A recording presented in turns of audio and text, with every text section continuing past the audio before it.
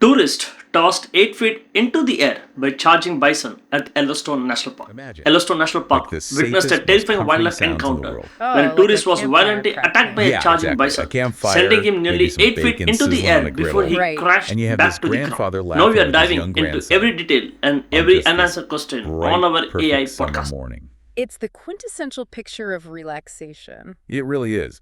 But now, for you listening, I want you to imagine that peaceful soundscape just being violently shattered. Oh. Shattered by 2,000 pounds of solid muscle and bone, literally launching a grown man 8 feet into the air. It's just horrifying to even picture. It is. And today, we are talking about a deadly psychological trick. It's a trick our brains play on us when we hear the word park. Yes. The word park implies so much, doesn't it? It implies curation. We think of paved walking paths, playgrounds, manicured lawns. Right. A place designed entirely for our recreation and, above all, our safety. Exactly. But that shield, that safety shield, it is completely imaginary. It really is. Because when you take that comforting word park and you just slap it onto a raw, volatile, ancient wilderness, you create this massive psychological disconnect. And it's a vital distinction to make, you know. Welcome to this custom deep dive, by the way, crafted just for you. Mm-hmm. Our mission today is to unpack a truly harrowing, violent encounter between a tourist and a wild bison in Yellowstone. Yeah, because failing to recognize the difference between a curated playground and a primal ecosystem, it isn't just a philosophical error. No, not at all. As this specific case shows, it has devastating physical consequences. Okay, let's unpack this. Let's just set the scene for a second. Sure. The date is Friday, July 10th. We are at the Bridge Bay Campground in Wyoming, right inside Yellowstone. Peak summer season. Exactly. Peak of summer. The campground is bustling. People are setting up tents. They're drinking coffee, just totally at ease. Everyone's guards are totally down. Right. And among them are a grandfather and his young grandson. They're just sharing a classic family camping trip. A great memory in the making. Right until it isn't, because right into this domestic, idyllic setting wanders a massive, highly agitated bull bison. Which, I mean, that just immediately shatters that illusion of safety we were talking about. Completely shatters So that. you have this unprecedented intersection here. It's a highly concentrated human space filled with, artificial colors, artificial sounds, structure. They have tents and cars everywhere. Exactly. And it is colliding with a wild animal that is operating purely on ancient survival instincts. And the escalation? It happens incredibly fast. Like lightning. The grandfather sees the danger, he spots the agitation in the animal, and, well, he does what any of us would probably do in that split second. He tries to get away. He grabs the boy and runs. He tries to hide behind some nearby trees. Which makes sense to a human. Right, but it doesn't work. The bison locks on. Oh, man. It pursues him, and within seconds, it just closes the gap. The bison strikes the grandfather squarely in the hip with its left horn. That impact is just unimaginable. And because of the sheer momentum of this animal, it violently launches them into the air. We're talking nearly 8 feet straight up. 8 feet. He actually flips in the air before crashing back down onto the ground. The biomechanics required to toss an adult human 8 feet into the air, they are just staggering. It's hard to even wrap your head around. We really need to establish the stakes here, because this was not a near miss. No, not at all. The grandfather survived, yes, but he suffered a broken hip. He Yeah. was hospitalized, and he faced this grueling, incredibly painful recovery. Yes, severe chronic pain in the hip and the leg. That whole side of his body just absorbed the brunt of that massive kinetic impact. Exactly. And thankfully, miraculously even, the young grandson escaped physical harm entirely. Thank goodness. But this forces us to confront a really hard truth. This wasn't just an unfortunate accident, Right. Calling it an accident almost makes it sound like a fender bender. Yeah, it minimizes it. It was a visceral reminder of the unpredictable forces that govern America's oldest national park. I completely agree. But what really gets me, like the part I literally cannot stop thinking about, is the bizarre buildup to the strike. Oh, the behavioral aspect. Yes. Why did this happen the exact way it did? Right. We actually have eyewitness testimony from a professional photographer named Mike McLeod. He was one you caught it on video, right? Exactly. Yeah. He was camping nearby and managed to catch this shocking moment on camera.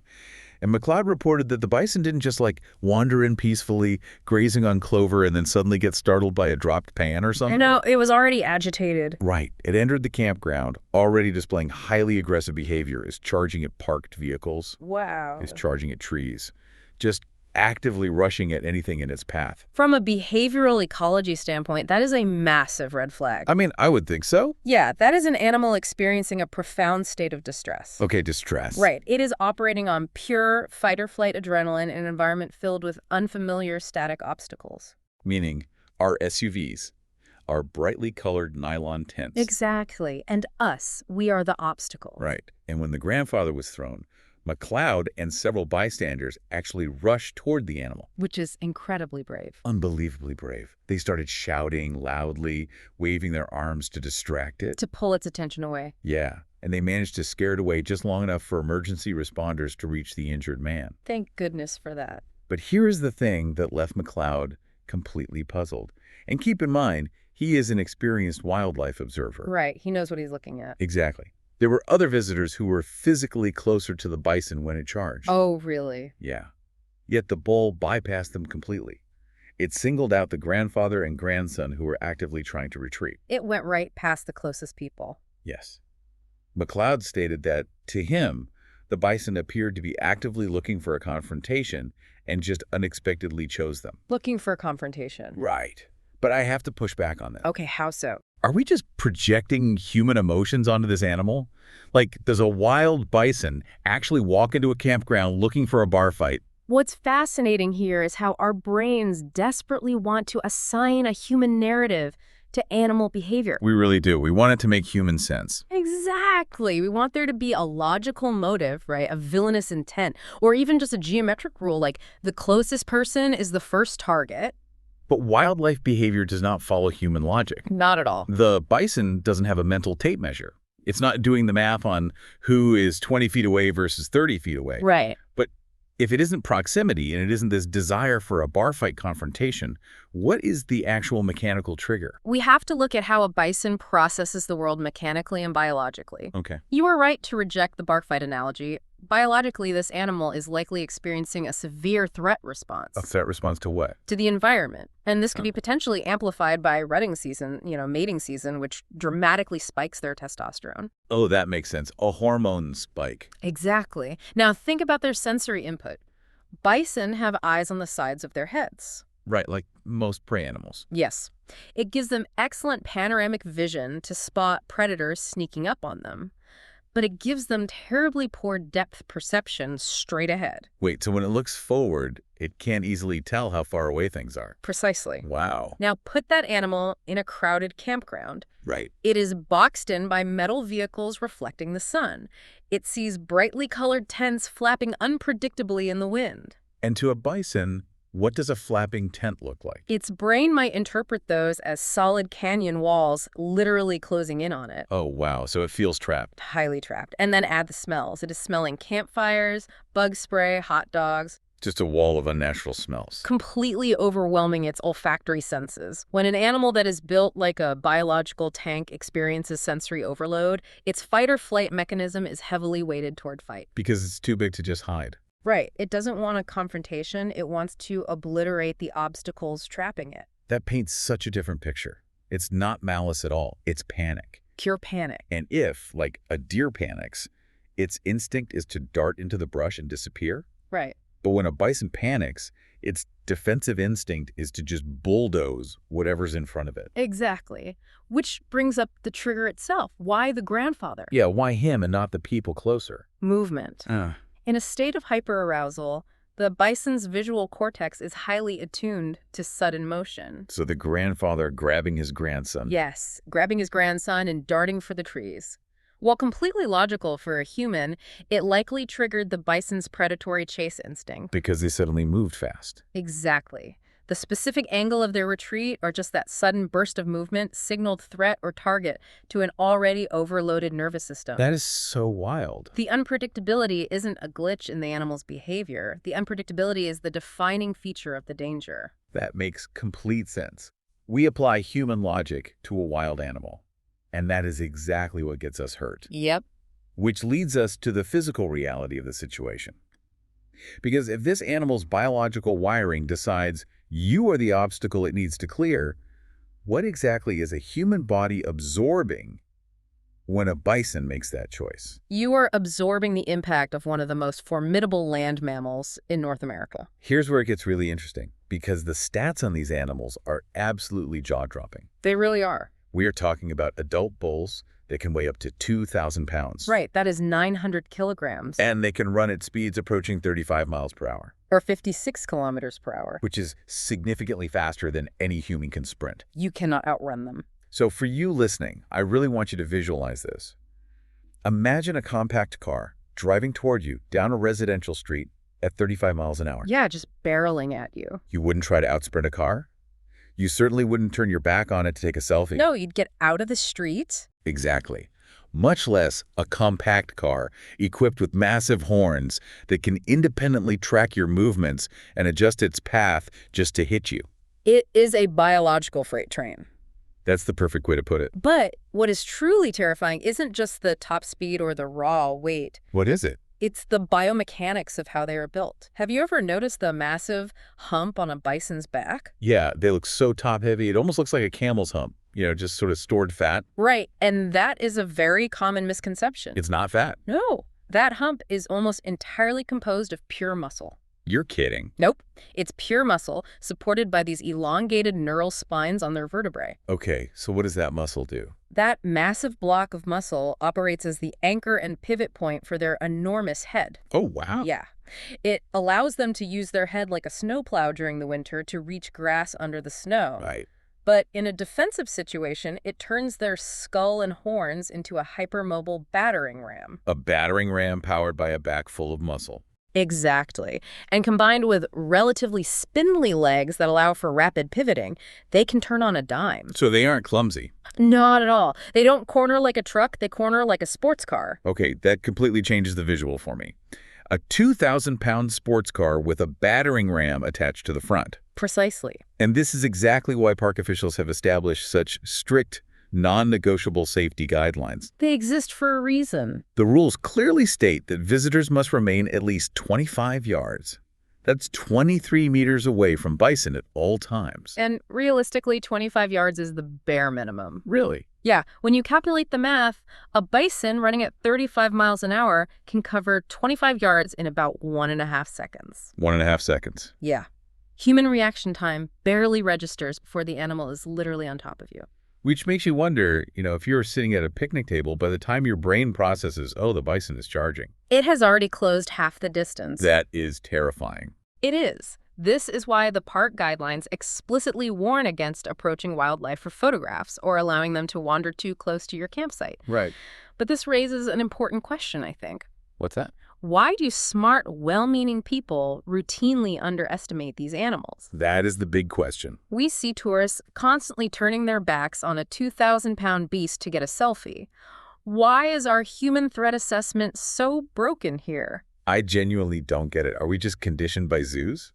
Maybe a little bit. Or is it because they just look like, big fluffy cows slowly eating grass?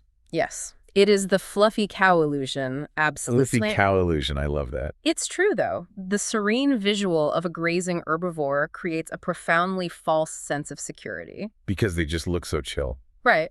Because they spend so much of their time slowly eating grass, our brains categorize them as passive, almost domestic. We don't see them hunting. Exactly. We don't see them actively hunting prey like a wolf or aggressively posturing like a grizzly bear, so we just assume they are docile. But that peaceful exterior masks an explosive athlete. It really does. When a bison shifts from grazing to defending its personal space, that transition happens in a fraction of a second. There's no buildup. Very little. There is no growling. There is no baring of teeth like a predator. So how do you know? The warning signs are subtle. It's a raised tail. A raised tail. Yeah, a pawing of the dirt. A slight shift in their gaze. Just tiny mechanical shifts. Exactly. And if you aren't trained to read that mechanical language, the attack seems to come out of absolutely nowhere. So we have this profound false sense of security surrounding the animal's behavior. Right. Which perfectly mirrors the false sense of security we have surrounding the park's geography. Yes, the park illusion again. Like we talked about at the very beginning, the word park tricks us into expecting a curated playground. It implies safety. But when you look at the actual mechanics of Yellowstone, it proves otherwise entirely. Oh, completely. The scale and volatility of Yellowstone are almost incomprehensible until you understand the geology forcing the wildlife and humans together. Right. Let's give you listening a sense of this mind-boggling scale. It's massive. Yellowstone covers approximately 3,472 square miles. That is more than 2 million acres. To put that in perspective, the park is larger than the U.S. states of Delaware and Rhode Island combined. 2 whole states. Yeah.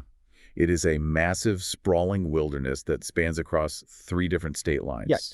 96% of it is in Wyoming, which is where this incident took place. 3% is in Montana, and 1% is in Idaho. And it is not just vast, it is incredibly rugged, punishing terrain. The elevation changes alone are severe. Yeah, very steep. The park's highest point is Eagle Peak, rising 11,358 feet above sea level. It's intense. And the landscape itself is about 80% dense forests, 15% grasslands, and 5% water. Right, including massive lakes and rivers. And beneath all of that, the ground is literally boiling. Because Yellowstone is a supervolcano. Exactly. It boasts more than 500 active geysers, alongside around 290 waterfalls. It is a highly active, volatile environment. It really is. Yeah. But how does all of this terrain actually contribute to wildlife conflicts? Like, why did the bison end up in the Bridge Bay campground in the first place? That is the crucial question here. Right. You have to look at the geography of survival. Okay, the geography of survival. Yes. Because Yellowstone is an active caldera, the geothermal activity creates specific, warmer microclimates in the valleys. Those valleys are warmer. Right. Yeah. And these valleys are where that 15% of grasslands thrive. Ah. The bison need those grasslands to graze, especially when the winters are brutal. Okay, I see exactly where this is going. You see it, right? Where do humans build roads and campgrounds? In the flat areas. Exactly. We don't build them on the jagged peaks of 11,000-foot mountains, and we can't build them in the dense, impenetrable 80% of the forests. No, we build our infrastructure in the flat valleys. The exact same 15% of the park that the bison rely on for their food and thermal comfort. That is a massive insight. Human-wildlife encounters in Yellowstone aren't totally random. They're geographically engineered. Exactly. The terrain funnels us into overlapping corridors. We are essentially building our hotels in their dining room, and then we act shocked when they show up for dinner. That is exactly what we're doing. We think we are visiting an exhibit, but we are actually inserting ourselves into a highly concentrated biological funnel. And that biological funnel operates by rules that are much, much older than any road or campground. Much older. We often talk about Yellowstone being established in 1872, right? Which made it the world's first national park. Right, everyone knows that date. But in the grand scheme of this ecosystem, 1872 is just a recent footnote. Barely a blip. Exactly. Long before any surveyor drew a boundary line, indigenous peoples had lived, traveled, hunted, and gathered throughout the Yellowstone region for more than 11,000 years. 11,000 years? Yeah. That completely shifts the timeline. Yeah. We treat this park like it was basically born in 1872, but it has been a thriving, complex ecosystem for millennia. Absolutely. And I imagine the way indigenous populations interacted with these animals was vastly different than modern tourists. Oh, without a doubt. If we connect this to the bigger picture, the key difference is ecological fluency. Ecological fluency. Yes. For 11,000 years, survival in this landscape required a deep mechanical understanding of animal behavior. You had to know the rules to survive. Right. It meant knowing that a bison raising its tail wasn't just a random twitch, but a precursor to violence. It meant reading the signs. It meant understanding seasonal aggression during the rut. Indigenous populations didn't view the landscape as a park for recreation. No, it was home. Right. They understood it as a shared, highly dangerous habitat. They adapted their movements to the bison. But today, modern windshield tourism has totally inverted that. Completely inverted it. We pull up in an RV and expect the bison to adapt to us. And as we saw at the Bridge Bay campground, the bison absolutely do not adapt to us. They don't care at all. They don't care about our tents, our schedules, or our cameras. We have to adapt to them. That is the core truth of Yellowstone. Yeah. It isn't a museum where the exhibits are locked behind glass. It is a massive, ancient, and deeply wild ecosystem that operates by its own brutal beautiful rules. We are merely allowed to step into it. If we're lucky. So what does this all mean? For you listening, the takeaway here is that, while places like Yellowstone offer these incredibly rare, unforgettable glimpses into natural habitats. The rules of engagement are not suggestions. Exactly. Safe distances are non-negotiable. Period. Even highly experienced wildlife observers can be caught completely off guard by the violent unpredictability of these creatures. Because nature does not care how much time you've spent in the woods. And it certainly doesn't care how expensive your camera lens is. Not one bit. If you enter their space and trigger their survival instincts, the physics of a 2,000-pound animal will always win. Every single time. And we must always remember the human cost here, you know? Right. The grandfather in this story survived, but his life was irrevocably changed. Yeah, his continuing struggle with severe hip and leg pain. It is a stark, enduring reminder of what happens when human recreation and raw nature collide. It's a physical manifestation of that clash, isn't it? The clash between our expectations of a curated park and the relentless reality of the wild. It really is. It's a tragedy, honestly, but it forces us to reevaluate how we interact with these spaces moving forward. Absolutely. Think about what we just discussed. Indigenous peoples navigated this exact same volatile landscape for over 11,000 years. Right. And they did it with a vital, survival-based respect for these animals. They possessed that ecological fluency. They understood the language of the land. Yes. But then, in 1872, we drew some artificial lines on a map. We slapped the label National Park on it. Exactly. Yeah. And we marketed it as a vacation destination. Playground. Which leaves me wondering, did giving this wilderness the comforting title of a park and filling those crucial valley corridors with paved roads, gift shops, and campgrounds? Did it unintentionally strip away our primal instincts? Exactly. When we pull up to a campground in a modern vehicle with air conditioning and GPS, do we forget that we haven't actually tamed the land? We've just paved a tiny sliver of it. Right. Are we tricking ourselves into believing that just because the road is smooth, the wild has been domesticated? It's a dangerous illusion. It's definitely something to keep in mind the next time you find yourself crossing that boundary into the wild. Okay, one question for you. Do you think Yellowstone National Park should introduce stricter rules or larger safety zones around wild bison? Or is it ultimately the responsibility of every visitor to understand and respect wildlife safety before entering the park? Don't forget to comment it. Thanks.